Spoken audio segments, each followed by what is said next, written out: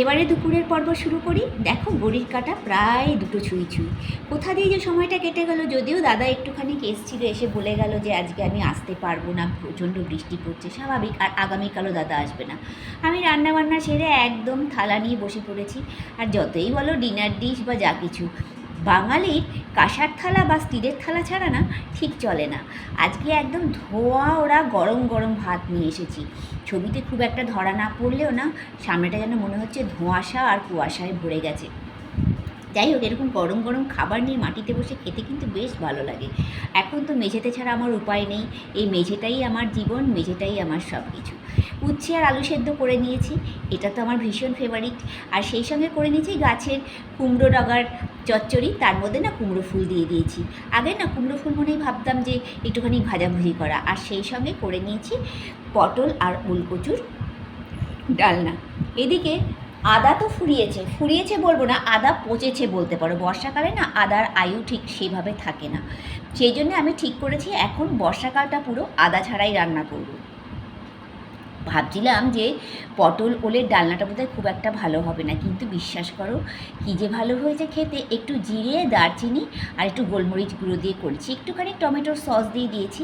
আর মনে হচ্ছিল যে আগে থাকতে যদি পরিকল্পনাটা ঠিকঠাক থাকতো, একটুখানি ছোলা, কাঁচা ছোলা ভিজিয়ে রাখতাম। ওলকচু আর পটলের ডালনা না কাঁচা ছোলা দিয়ে করলে পরে ভীষণ ভাল লাগে। আর এই ডাঁটা চচ্চড়িটা কী যে ভালো হয়েছে বলি না, বাগানের জিনিসের একটা আলাদাই স্বাদ। ডাঁটা চচ্চড়িটা তো অসাধারণ হয়েছে। আর কুমড়ো ডগার মধ্যে যখন কুমড়োর ফুলটা দিয়ে দিয়েছি, তার একটা আলাদাই স্বাদ। ওই জন্য না আমি কখনোই মনে করি না যে কুমড়ো ফুল মানেই আলাদা করে ভাজাভুজি খেতে হবে। একদম কুমড়োর চচ্চড়ির মধ্যে দিয়ে দাও। ডাঁটাটা খেয়ে এত ভালো লেগেছে, আর চচ্চড়িটা এত ভালো হয়েছে কি বলবো। লোকে বলবে নিজের প্রশংসা নিজে করছে, কিন্তু না গো, ঘরে উৎপাদিত সবজি যদি হয় না, সেই রান্নার স্বাদ আলাদা হবে। সেটা কিন্তু বাজারের সবজির সঙ্গে কখনোই মেলাতে পারবে না।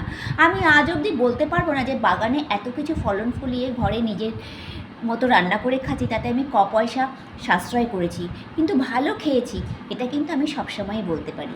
এখন কিন্তু আমি পটল আর ওলকচুর ডালনাটা পরিবেশন করে নিচ্ছি। ওই যে বলছিলাম না যে খেতে ভীষণ ভালো হয়, শুধুমাত্র একটুখানি ছোলা। আর ভেবেছিলাম সয়াবিন দিয়ে আলু পটলের ডালনা করবো, তারপরে ভাবলাম না থাক, আগামীকাল যদি দাদা আসে করবো। না, দাদা তো আগামীকাল আসবে না, কী যে গল্প করছি। আগামীকাল তো আমাকেই রান্না করে খেতে হবে, দাদা আসবে সেই পরশু দিনকে। তবে আগামীকাল না মনসা পুজো তো, ভাত খাবার খুব একটা ইচ্ছে নেই, নিরামিষ খাবো, কিন্তু একটুখানি রুটি দিয়ে তরকারি দিয়ে কিছু একটা করে ফেলবো। যাই করবো না কেন সেটা তো অবশ্যই তোমাদের দেখাবো না, এটা তো হতে পারে না।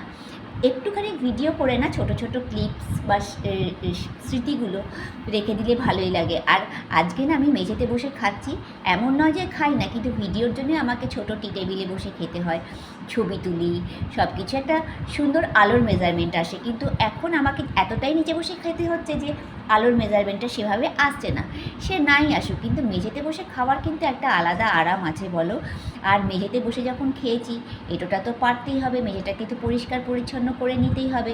আমি কিন্তু মেঝেটাও খুব ভালো করে পরিষ্কার পরিচ্ছন্ন করে নিলাম। আবার কালকে দেখা হবে, টাটা।